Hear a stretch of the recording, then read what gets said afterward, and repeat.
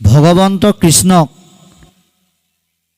আপুনি কিবা দি সন্তুষ্ট কৰিব কেতিয়াও নোৱাৰে। ভগৱন্ত কৃষ্ণক কি দিব লাগিব, কি কৰিলে তেওঁ আমাৰ ভক্তিত সন্তুষ্ট হ'ব, এই সম্পৰ্কে ক'বলৈ গৈ কৈছে যে প্ৰকৃত সাধুসকল এনেকুৱা, তেওঁলোকে কাৰো অন্যায়ো নকৰে, কাৰো অহিতো চিন্তা নকৰে, কোনো বিশেষো নিবিচাৰে। তেওঁলোকৰ চিন্তাৰ কেন্দ্ৰস্থলটো হ'ল ঈশ্বৰ। ভগৱন্তৰ বাহিৰে তেওঁলোকে একো কথা চিন্তা নকৰে আৰু অল্প গুণ তেওঁলোকে বিস্তৰভাৱে প্ৰচাৰ কৰে। আপুনি যদি তেওঁক যাওঁতে যদি আপুনি লাল চাহ দিছে, তেওঁ গাখীৰ আৰু মিঠাই দিছে বুলি কৈ দিব।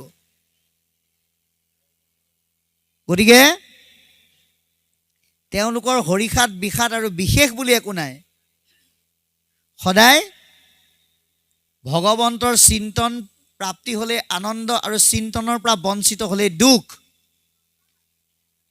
সেই ভাৱত মহাভকতসকল ব্যস্ত হৈ থাকে, চিন্তিত হৈ থাকে আৰু তেওঁলোকে সেইমতে ঈশ্বৰৰ হকে দিনে ৰাতিয়ে কৰ্ম কৰে। ৰাতিপুৱা শুই উঠাৰ পৰা ৰাতি শুৱালৈকে অন্য কথাত তেওঁলোক নিমগ্ন নহয়। বিষয় বাসনাৰ প্ৰতি তেওঁলোকৰ কোনো ইচ্ছা নাথাকে, বৈৰাগ্য হৈ যায় সেইবিলাকৰ পৰা। ৰাতিপুৱা শুই উঠাৰ পৰা ৰাতি শুৱালৈকে কেৱল নাম আৰু ভক্তিকেন্দ্ৰিক চিন্তাই তেওঁক কৃপা কৰি থাকে। গতিকে এই ভাগৱতখন হ'ল বাপাই সমস্ত আপোনাৰ আমাৰ কাৰণে এখন প্ৰেছক্ৰিপশ্যন। বিষয়ৰ বীজাণুৰ পৰা মুক্ত হৈ ভাগৱতে দিয়া এই লক্ষণখিনি আপোনাৰ আমাৰ গাত আহিবলৈ হ'লে আমি ভক্তিময় ৰাম নামৰ সেই ভেকচিনটো আজিৰ দৰে সাধুৰ সংগত লৈ আমি বীজাণুমুক্ত হ'ব লাগিব। সাংসাৰিক বৈষয়িক বীজাণুৰ পৰা আমি নিজক একাষৰীয়া কৰিবৰ কাৰণে আমি প্ৰত্যেকেই চেষ্টা অব্যাহত ৰাখিব লাগিব। যিটো এতিয়া এই মহাভকতৰ লক্ষণৰ যোগেদি আমাক অতি সুন্দৰকৈ পদবন্ধে জনাইছে। গতিকে আমি এটা কথা প্ৰত্যেকেই উপলব্ধি কৰিব লাগে যে ঈশ্বৰৰ পৰম কৃপা লাভ কৰিবলৈ হ'লে, ভকতৰ সান্নিধ্যৰ যোগেদি ভগৱন্তক প্ৰাপ্ত কৰিবলৈ হ'লে আমি কিন্তু এই ভাগৱতে দিয়া অলংকাৰবিলাক আমাৰ হৃদয়ত আমি পিন্ধিবই লাগিব। আৰু পিন্ধাজনহে এই মহাভকতযুক্ত লক্ষণৰ বা গুণৰ অধিকাৰী হ'ব বুলি কৈছে। আৰু সেইকাৰণে এতিয়া শেষত কি বুলি ক'লে যে মোক অন্য একো দিব নালাগে, আপুনি ভগৱন্তৰ নামত 2 কুইণ্টেল মগু 3 কুইণ্টেল বুট দি কল দি আপুনি সন্তুষ্ট কৰিব নোৱাৰে। ভগৱন্তই কৈছে মোক অন্ততঃ এটা বস্তু দিয়া। কি দিয়া?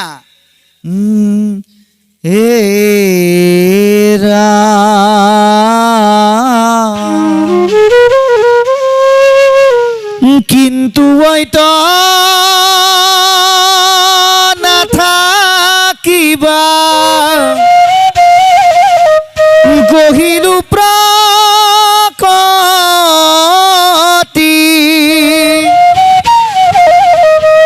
মুতচিত দিয়া ফুৰা পৃথিৱী জ্যোতি। মোক তোমালোকে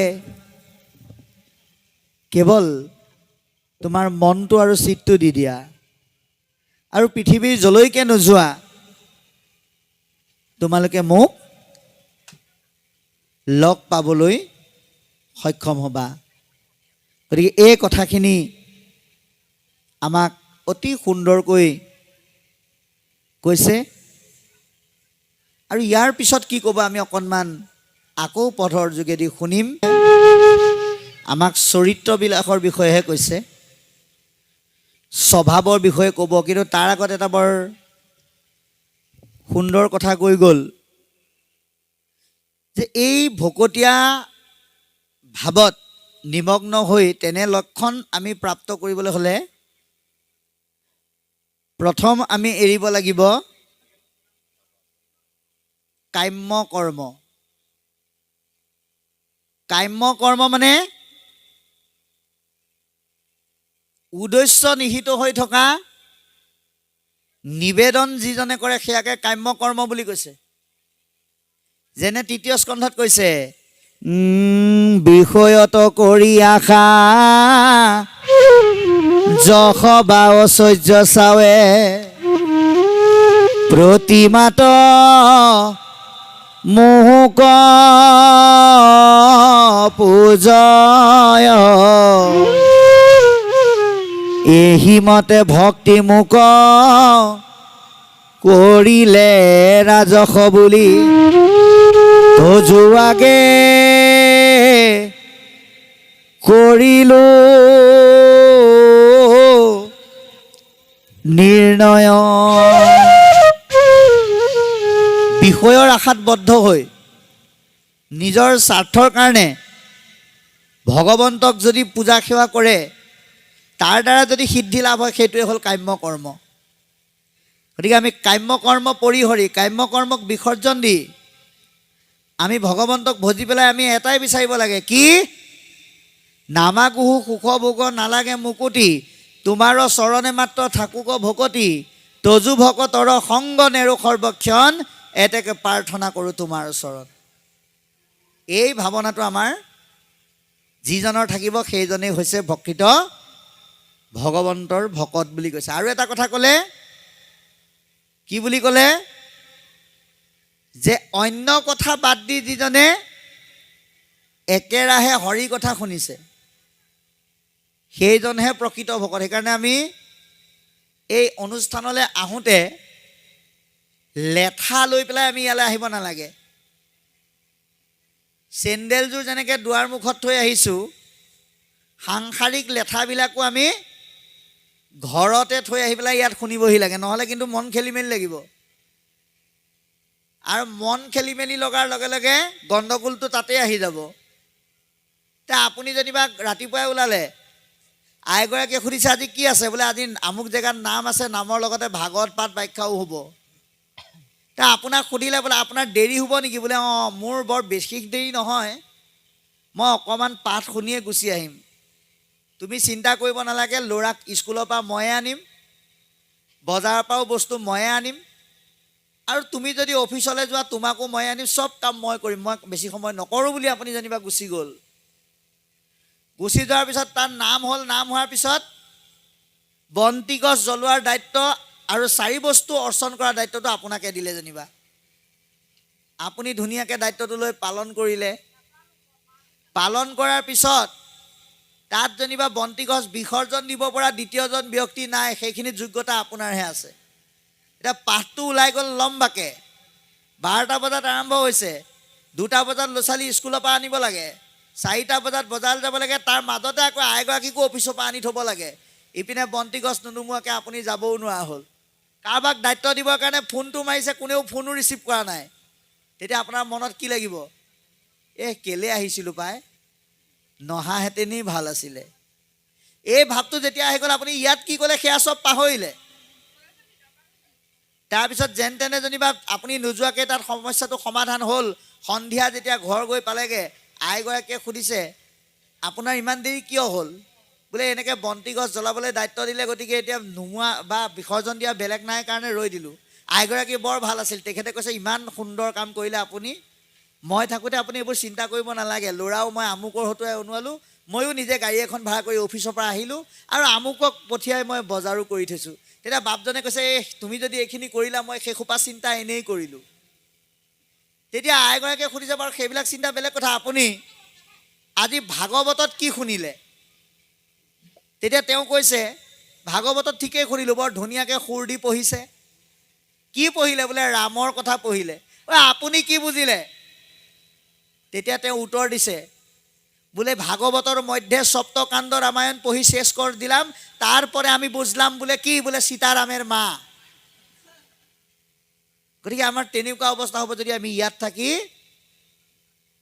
অন্য কথা পাতি থাকো বা অন্য কথা আমি ভাবি থাকো। কিন্তু সেই ভাবটো যাতে আমাৰ নাহে তাৰ কাৰণে আমি প্ৰত্যেকেই মনোনিৱেশ কৰিব লাগিব। এয়া হ'ল ভকতৰ লক্ষণ দেখুৱালে। এতিয়া আমাক মহাভকতৰ স্বভাৱবিলাক কেনেকুৱা হয় আমাক অতি সুন্দৰকৈ পদবন্ধে দাঙি ধৰিব। আৰু মই সকলো ভকত তথা পাঠকসকলৰ প্ৰতি এটা অনুৰোধ জনাইছোঁ, 4 বজাৰ পৰা 5 বজালৈ এঘণ্টা সময় আমি এই নিমিনৱ সিদ্ধ সংবাদৰ ওপৰতেই নিজে অকণমান পৰ্যালোচনা কৰিম। পাঠৰ কাৰ্যসূচীটো এঘণ্টা আপোনালোকে বন্ধ ৰাখিব, কাৰণ আমি 5 বজাৰ লগে লগে যিহেতুকে বিদায় ল'ম, সেইকাৰণে 4 বজাৰ পৰা আমি এই আগত হৈ অহা পাঠৰ লগত সংগতি ৰাখি এঘণ্টা সময় আমি অকণমান একাধিকক্ৰমে আলোচনা আগবঢ়াই যাম, যদিহে আপোনালোকৰ কোনো আপত্তি নাথাকে। এই আশাৰে পুনৰ আকৌ আমি পাঠলৈ যাবলৈ সেৱা ধৰিছোঁ। পাঠভাগ আগবাঢ়ি গৈছে, আমি অকণমান আলোচনা কৰিম, আকৌ পাঠলৈ যাম। অতি সুন্দৰকৈ কৈছে যে পৰম পুৰুষ ভগৱন্তই সেইজন ভকতক ইমানেই কৃপা কৰে, তেওঁ যদি খন্তেকৰ কাৰণেও ঈশ্বৰৰ চৰণ এৰি দিয়ে, তথাপিতো সেইজনে তৈলোক্যৰ সম্পদ লাভ কৰে। খন্তেক সময়ৰ কাৰণে যদিও ভগৱন্তৰ চৰণ এৰি দিয়ে, সেইজনে ভগৱন্তৰ তৈলোক্যৰ সম্পদ লাভ কৰে। কিন্তু সপোনে দিঠকে কোনো সময়তে সেইজনে ভগৱন্তৰ চৰণ নেৰে।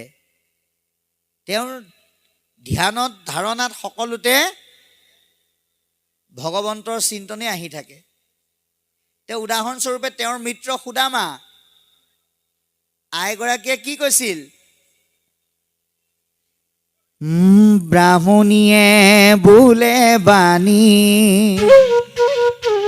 শুনা হেৰা প্ৰাণ স্বামী অ,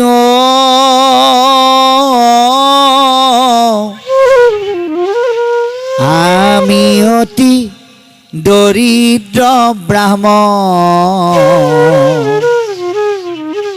আমি অতি দৰিদ্ৰ ব্ৰাহ্মণ।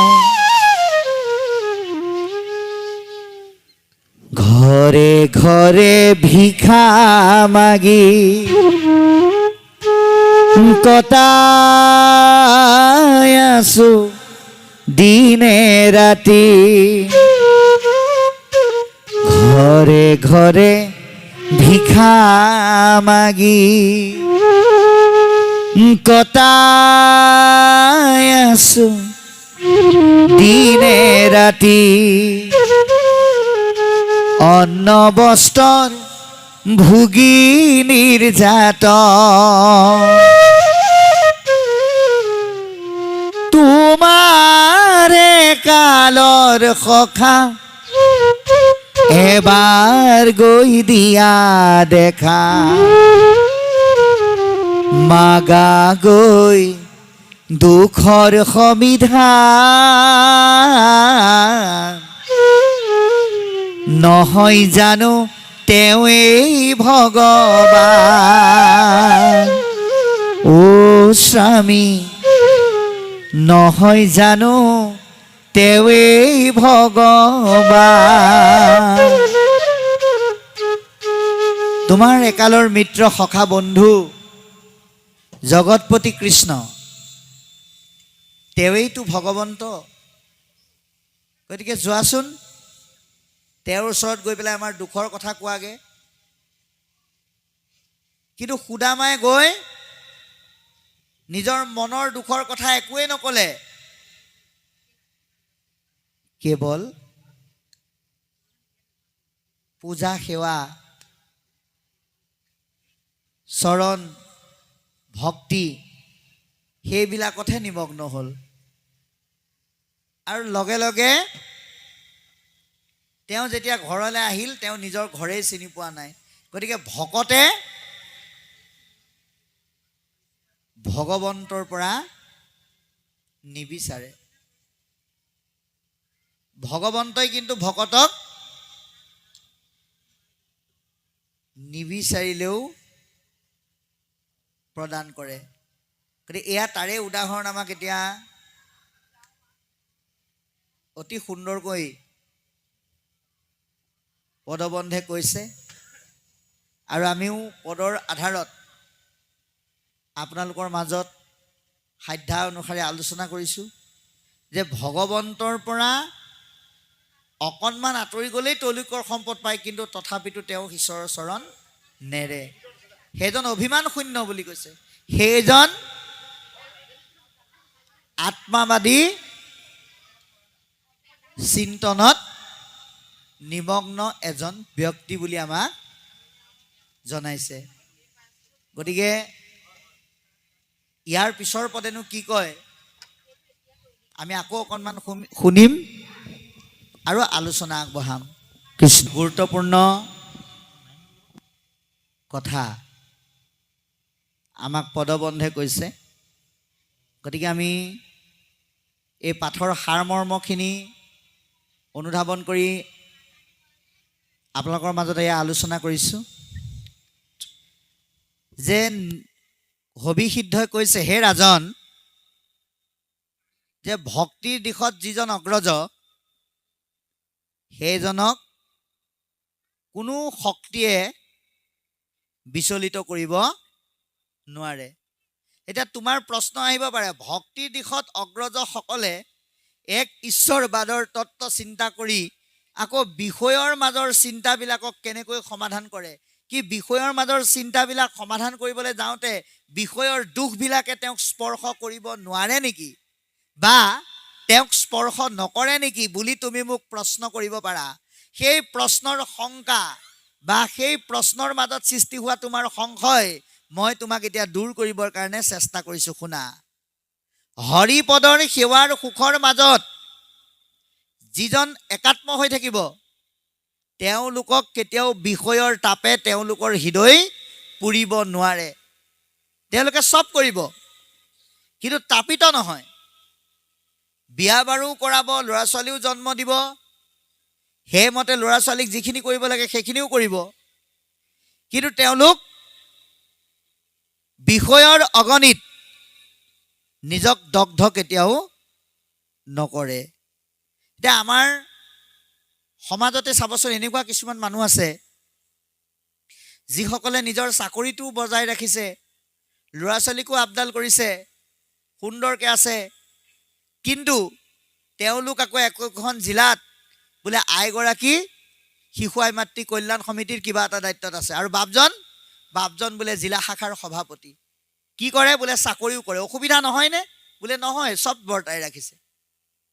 কিন্তু আমাৰ মাজতে এনেকুৱা কিছুমান মানুহ আছে, বোলে বাপ আপুনি নামলৈ যাবনে নাযায়, পাছলৈ যাবনে নাযায়, বোলে এইবিলাক সামাজিক কৰ্ম কৰিবলৈ সময় নাই। বোলে কিয় সময় নাই?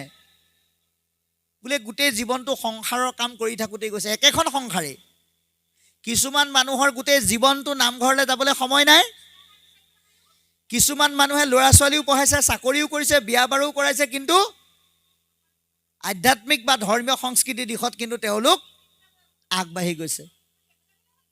কিছুমানৰ সময় নাই। আপুনি বাস্তৱত চাব, এজন বাপক এদিন সুধিলোঁ, বোলো বাপ আপুনি নামঘৰলৈ যাবনে নাযায়? তেওঁ ডেকা হৈ আছে, বিয়া বাৰু কৰোৱাই নাই। তেতিয়া তেওঁ কৈছে, বোলে মোৰ এতিয়া নামঘৰলৈ যাবলৈ সময় নাই। বোলে কেলে? বোলে বিয়া বাৰু কৰোৱা নাই নহয়, ঘৰখনৰ গোটেই দায়িত্ব সোপা মোৰ ওপৰতে পৰে, গতিকে এতিয়া মা দেউতাই যায়, মই এতিয়া নাযাওঁ। বোলো কেতিয়া যাব? বোলে যেতিয়া এগৰাকীৰ পৰা দুগৰাকী হ'ম তেতিয়াহে যাম। তাৰপিছত ধুনীয়াকৈ বিয়া বাৰু কৰালে, তাৰপৰা 2 বছৰৰ পিছত সুধিলোঁ, এতিয়াতো আপোনাৰ বিয়া বাৰু হ'ল, এতিয়া যাবনে নাযায়? বোলে এতিয়া যাব পাৰিলোহেঁতেন কিন্তু নাযাওঁ। বোলে কিয় নাযায়? বোলে দিনত হ'লে কৰ্মক্ষেত্ৰলৈ যাওঁ, ৰাতি হ'লে আৰু এটা দিগদাৰ আছে। কি দিগদাৰ? চাব দেই, ঘৰত শহু শাহু ননন চব আছে, তাৰপিছতো দোহাৰি দিয়ে বোলে ৰাতি যাবলৈ সময় অকণ পাওঁ তথাপিতো যাব নোৱাৰোঁ। কিয়? বোলে এওঁ নতুন যে অকলে থাকিবলৈ ভয় কৰে। ঘৰত চব মানুহ আছে তথাপিতো আকৌ তেওঁ থাকিলেহে এওঁ থাকে, সেইকাৰণে নাযায়। বোলো কেতিয়া যাব? বোলে 2টাৰ পৰা যেতিয়া 3টা হ'ম তেতিয়া যাম। তাৰপিছত আৰু 2-3 বছৰ গ'ল। বোলে এতিয়া যাব নাই? শুনিছোঁ আপোনাৰ ল'ৰা এটাওতো জন্ম হ'ল। বোলে যাব পাৰি, দিনত হ'লে যাব পাৰিলোহেঁতেন, কৰ্মক্ষেত্ৰলৈ যাওঁ, ৰাতি হ'লে অকণ দিগদাৰ হয়। বোলে কিয়? এই কেঁচুৱাটো ধৰি নিদিলে আইগৰাকীয়ে ভাতকে বনাব নোৱাৰে। এইবাৰ আকৌ 3 নম্বৰটো সমস্যা আহিল। বোলো কেতিয়া যাব? বোলে একেবাৰে ডাঙৰ দীঘল হ'লেহে যাম। তাৰপিছত আকৌ ডাঙৰ দীঘল হোৱাৰ পিছত সুধিলোঁ যাবনে নাযায়? বোলে যাবতো পাৰি কিন্তু এতিয়া আৰু নোৱাৰি। বোলে কেলে? বোলে আইগৰাকীয়ে ল'ৰা ছোৱালী পঢ়াই, মই ভাত বনাওঁ। এইবাৰ বোলে সেইকাৰণে নোৱাৰে। তাৰপিছত ল'ৰা ছোৱালী ডাঙৰ হৈ যেতিয়া বিয়া বাৰু কৰালে, এতিয়া যাবনে নাযায়? বুঢ়া হৈছে আৰু অকণ অকণ। বোলে পাৰিলোহেঁতেন যাব, কিন্তু বোৱাৰীও চাকৰিয়াল, ল'ৰাও চাকৰিয়াল, চব স্কুললৈ যায়, অফিচলৈ যায়। গতিকে দিনত হ'লে মই এই ক'ৰবাৰ পৰা মগাই আনি পেলাই ফুলৰ পুলি ৰুই থৈছে, জেওৰা জপনা নাই, মই ফুলৰ বাগিচাৰ ৰখীয়া হ'ব লাগে। এই ৰাতি হ'লে বোলে ল'ৰাও দেৰিকৈ আহে, নাতিনীটো যদি ধৰি নিদিওঁ বোৱাৰীজনীয়ে ভাতকে বনাব নোৱাৰে। গোটেই বুঢ়া হৈ গ'ল কিন্তু সময় নোলায়। কিন্তু আমাৰ মাজতে কিছু আছে, এতিয়া পদে সেইটোকে কৈ আছে যে আমাৰ মাজতে এনেকুৱা কিছু আছে যিয়ে নিজৰ ল'ৰা ছোৱালীও আপডাল কৰে, চাকৰিও কৰে, কিন্তু নিস্বাৰ্থভাৱে এনেকুৱা গুৰু ধৰ্ম আৰু সামাজিক কৰ্মৰ মাজতেই তেওঁলোক থাকে। মই আপোনালোকক তাৰ উদাহৰণো দিম। ইয়াত পদে কৈ গ'ল যে যেনেকৈ এজাক শীতল বতাহে মানুহৰ মন জোৰ পেলায়, ভক্তিৰ মাজত নিহিত হৈ থকা ৰাম নামৰ ৰসৰ দ্বাৰা নিহিত ভাগৱতৰ শীতল বতাহজাকে সেই ভকতৰ হৃদয় জোৰ পেলায়। আৰু সেইকাৰণে কৈছে যে যেনেকৈ সূৰ্যটো যেতিয়া অস্ত যায় তেতিয়া চন্দ্ৰ আহে, জোন ওলায়, সূৰ্যৰ তাপ নাইকিয়া হোৱাৰ লগে লগে চন্দ্ৰৰ তাপহীন শান্তিময় পোহৰে যেনেকৈ সকলোকে বিকশিত কৰে, ঠিক তেনেকৈ কৃষ্ণৰ ভক্তিময় নিৰ্মল প্ৰভাৱে ভকতৰ মন বিকশিত কৰে বুলি আমাক জনাইছে। গতিকে আমি কি হ'ব লাগিব? আমি এই ভক্তিময় পথাৰখনত ভকতৰ যি ৰামকৃষ্ণ নামৰ শুদ্ধ সত্যবৃত্তি, আত্মিক বৃত্তি, আমি তাৰ একোজন সেনানী হ'ব লাগিব।